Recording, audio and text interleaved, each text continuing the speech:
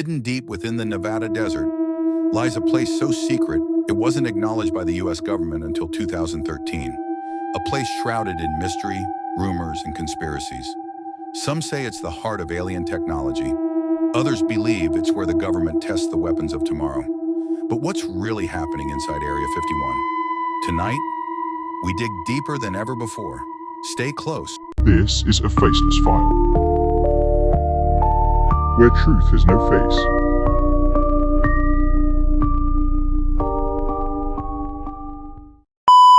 Our journey begins in the 1950s. Amidst the Cold War, the U.S. needed a place to test the U-2 spy plane. Far from Soviet eyes, they found it in a dry lake bed, Groom Lake, Nevada. This isolated site would become known as Area 51. Over the next few decades, Area 51 developed some of the most advanced aircraft in history: the A-12 Oxcart, the SR-71 Blackbird, the F-117 Nighthawk. All tested under a veil of secrecy so tight, workers were flown in and out each day aboard unmarked planes.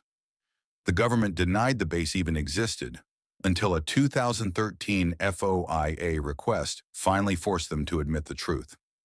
Area 51 isn't just off limits. It's aggressively defended.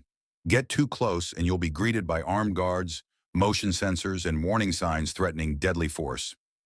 The airspace above it is restricted, permanently.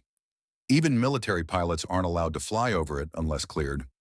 Employees are flown in daily aboard Janet Airlines from a terminal hidden in plain sight at Las Vegas McCarran Airport. But what are they really working on in there? A man named Bob Lazar appeared on television. His claim: he had worked inside a facility called S4, just south of Area 51, reverse engineering alien spacecraft. He described gravity wave propulsion, antimatter reactors, and an element that didn't exist on the periodic table at the time, element 115. Years later, scientists did synthesize element 115, raising more questions than answers. Lazar passed polygraphs.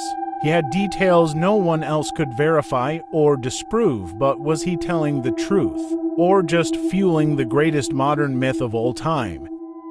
This week in our series of reports on UFOs, we learned a number of things: that not everybody who sees a UFO is crazy, that our government has lied about UFO information, that it's UFO files, and even spied on UFO witnesses. We've also heard from scientists who say life elsewhere in the universe is virtually a certainty. The majority of Americans believe that UFOs are real and come from space.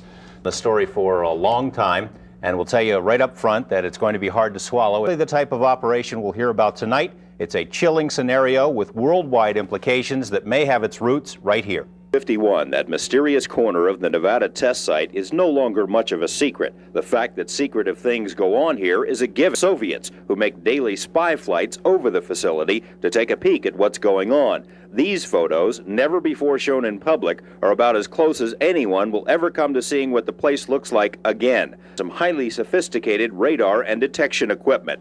It's been known by many names over the years: Dreamland, the Ranch, the Skunk Works. If ever there was a place to test a secret new technology, this is it. Star Wars devices are still tested, and where all manner of CIA monkey business has been plotted and refined. It's the perfect place for secret things, but of course, that's no secret.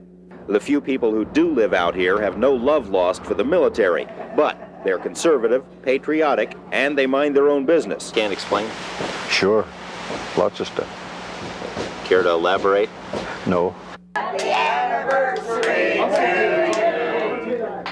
On any given night at the Rachel Bar and Grill, you might find 3 or 4 people who work at Area 51, there amid the flowing Budweisers and cowboy hats. You might find them, but they aren't going to talk to you, not about the things they've seen over the mountains. A steady trickle of curiosity seekers flows through here, strangers drawn by strange stories of lights in the night sky. Their questions also go unanswered. No one who's worked at Dreamland has ever publicly acknowledged what so many people have suspected for years, that alien technology is being tested in the Nevada desert. First surfaced in documents obtained by UFO researchers, documents about something called Project Aquarius. The documents, allegedly prepared for an organization called MJ-12, state that a program to fly recovered alien spacecraft was established in 1972 and is continuing in Nevada. The National Security Agency has confirmed it does have a Project Aquarius, but denies it has anything to do with flying saucers. NSA will not say what Project Aquarius is. He's nearly 90,000 acres around Groom Lake. The action was, by most accounts, illegal. During congressional hearings about the land grab, Congressman John Seiberling grilled the military about the legal authority used in the action and was told the authority was at a much, much higher level than the Air Force. Seiberling asked what authority is higher than the laws of the United States. The Air Force official said he could respond,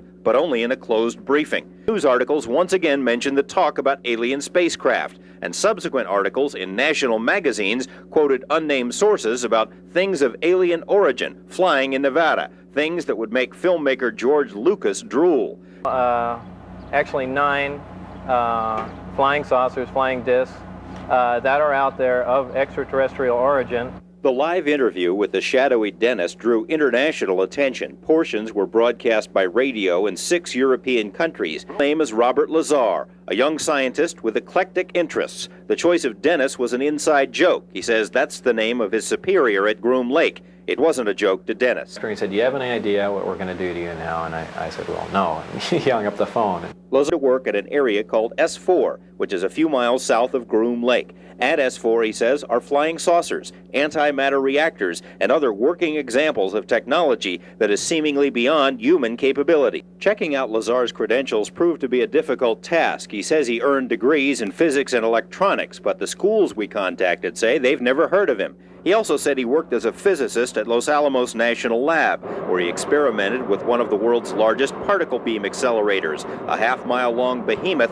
capable of generating 700 million volts. Los Alamos officials told us they had no records of a Robert Lazar ever working there. Lazar, right there among the other scientists and technicians. A 1982 clipping from the Los Alamos newspaper profiled Lazar and his interest in jet cars. It, too, mentioned his employment at the lab as a physicist. EG&G, which is where Lazar says he was interviewed for the job at S4, also has no records. It's as if someone has made him disappear. Well, trying to make me a non-person. To Lazar, his employer was the United States Navy. He says he and other government employees would gather near EG&G, fly to Groom Lake, and then a very few people would get into a bus with blacked out or no windows and drive to S4. Our source is an antimatter reactor. They run gravity amplifiers. There's actually 2 parts to the drive mechanism. It's a bizarre technology. There's no physical hookup between any of the systems in there.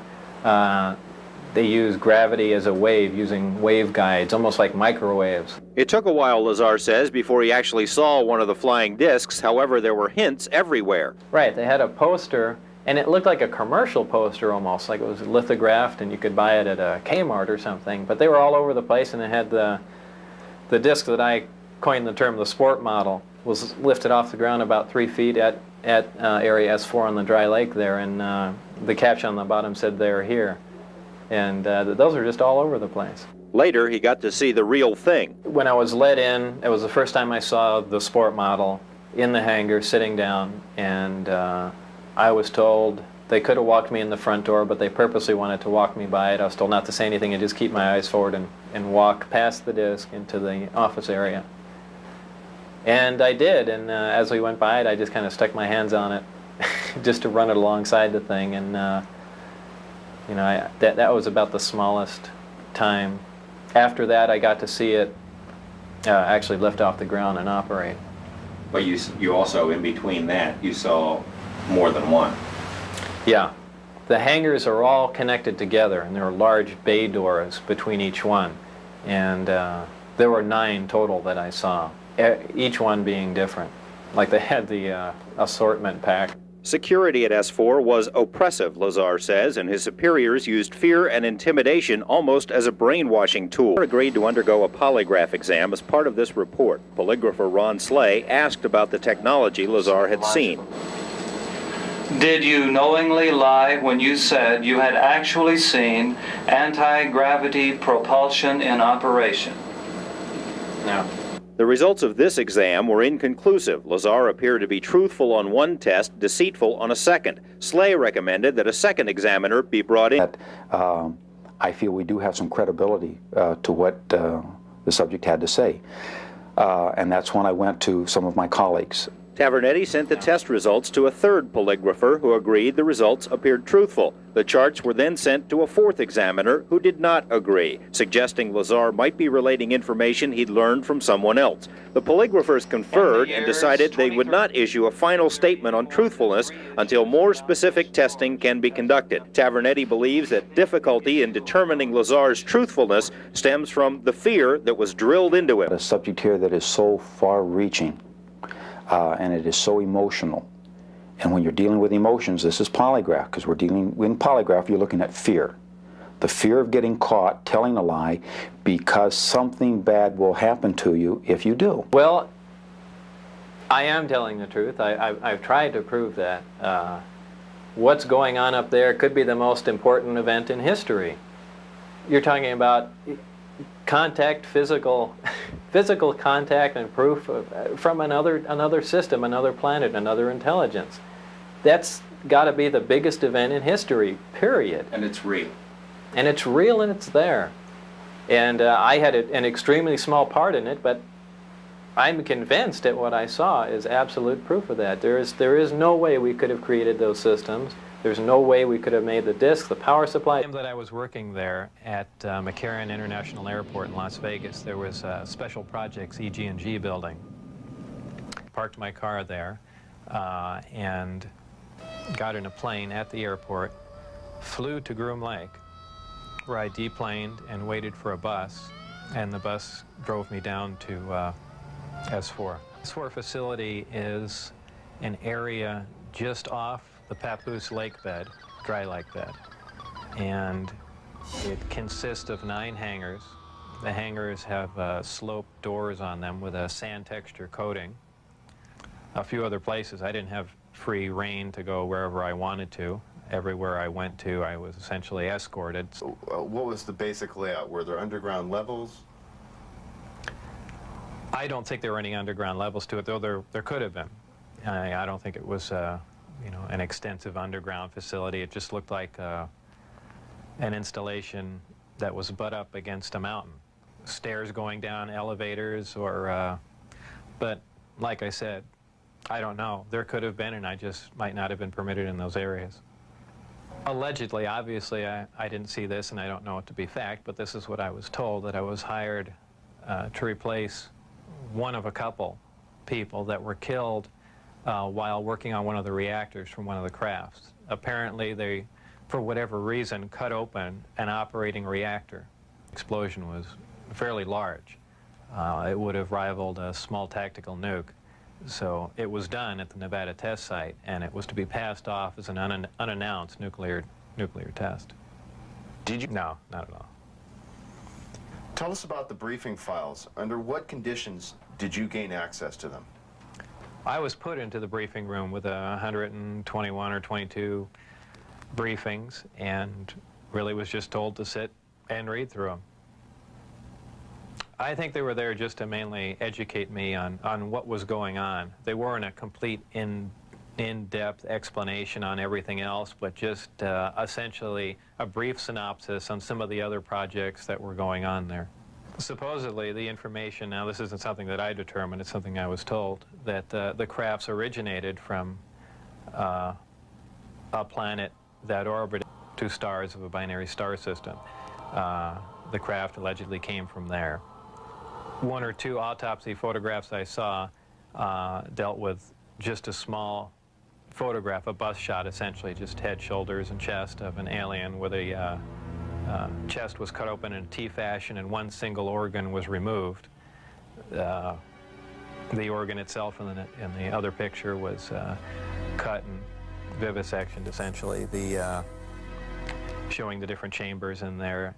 This was totally unrelated to anything I was doing, but from that photograph it looked like what you see in UFO lore as the typical gray. So how tall it was from what I could see, I couldn't tell because I only saw a portion of the photograph, but 4 feet tall. But there again, you know, all I had to see was a photograph, and you know, I didn't have much to go on. In 1979, that brought the alien exchange program of information to a halt. Again, this was a story that was relayed to me, and Allegedly, what happened in '79, there was some sort of information exchange going on where there were actual live aliens at the facility.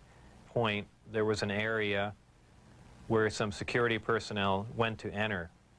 And apparently, because of not the sidearms, but the bullets in the sidearms, from what I understand, if they would have entered the area, the bullets would have detonated. Right. What was your job description at S4? My official job description was a senior staff physicist. Actually had that position when I was there, because I was there so infrequently. I wasn't supervising anyone, so that was the official position I was hired under. Well, there were 22 people employed there totally. And that was specifically for the Galileo project? No, with Majestic clearance. I had Majestic clearance. Majestic clearance was designated as clearance 38 levels above Q clearance, and Q clearance is the civilian top secret clearance. We're normally closed, and the last one was open. We came out, and I saw the disc in the hangar.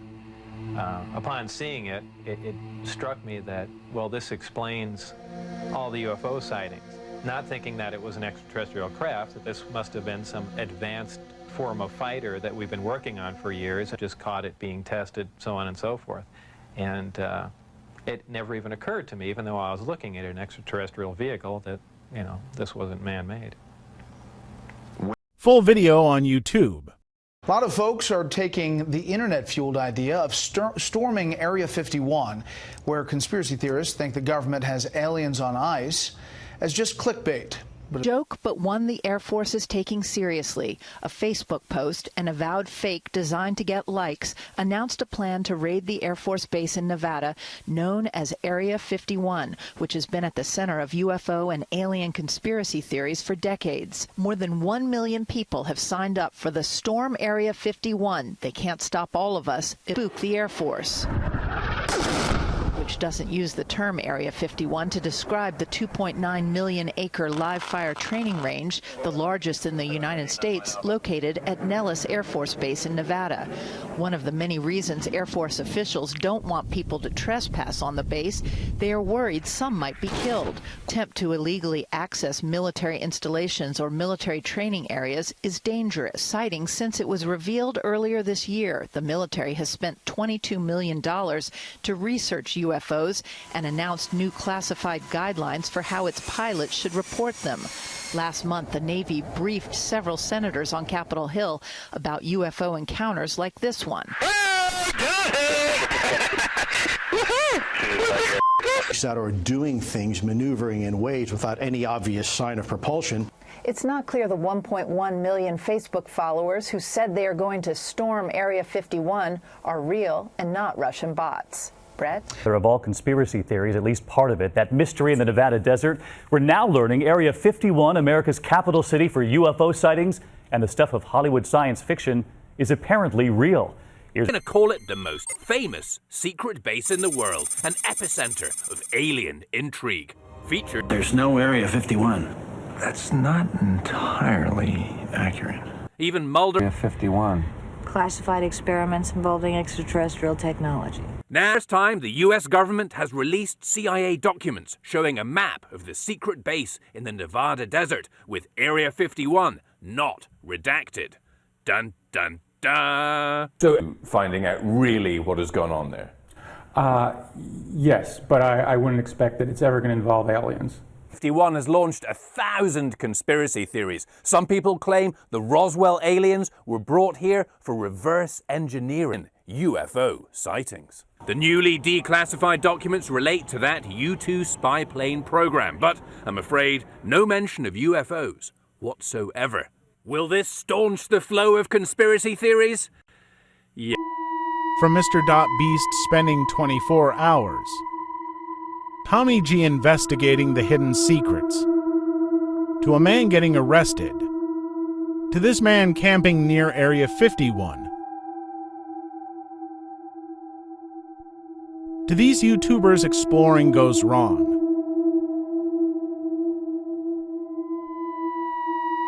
Area 51 has long been a hotbed of innovation. The B-2 stealth bomber, experimental drones, and rumored hypersonic weapons have all been linked to Groom Lake. Some believe the alien story is a distraction, a smokescreen to hide black ops weapons development. Others say it's both, that reverse-engineered tech is being weaponized, and Area 51 is the epicenter. Area 51 hasn't stayed frozen in time. Satellite images show the base expanding. New hangars, larger runways, and new roads leading deeper into the mountains. In 2019, a viral Facebook event called Storm Area 51 brought worldwide attention. Millions pledged to see them aliens, and while the actual turnout was small, the message was loud. We want to know what's really inside. Yet those who go too far vanish from the headlines. Arrested, fined, sometimes simply never heard from again. But first, we begin with some breaking news. Trespassers caught near Area 51. 2 men from the Netherlands arrested after getting 3 miles inside the Nevada National Security Site. So what's really going on? Some say it's the headquarters for Project Aurora, a hypersonic spy plane that travels at Mach 6. Others believe it's a cloning facility or a deep underground base connected to other military installations through high-speed tunnels. Whistleblowers have described alien craft, underground cities, and government dealings with non-human intelligences. Sound crazy? Maybe. But in a world where classified tech is always 50 years ahead of what we know, is it really so hard to believe? The truth is, we may never know. What happens behind the gates of Area 51 is so deeply classified. Even presidents are denied access. But one thing is clear.